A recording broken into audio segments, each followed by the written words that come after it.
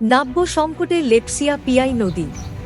প্রতি বছরই শুষ্ক মৌসুম আসতে না আসতেই নদনদীতে নাব্য সংকটের খবর প্রকাশিত হয়। এবারও এর ব্যতিক্রম নয়।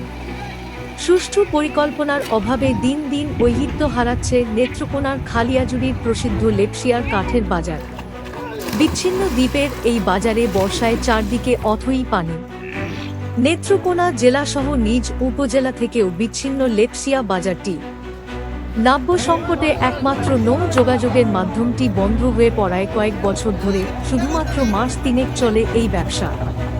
খোঁজ নিয়ে জানা যায়, কাঠ বেচাকেনাকে ঘিরেই এই এলাকার মানুষজনের জীবিকা।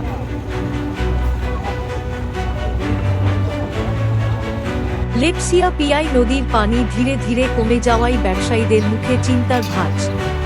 এই ব্যবসার সাথে জড়িত কয়েক হাজার পরিবার।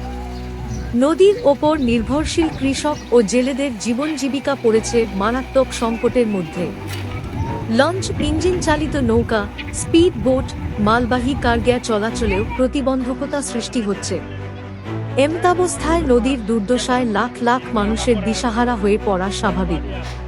নদীর ভরাট সমস্যার পরিত্রাণের কি কোনো উপায় নেই?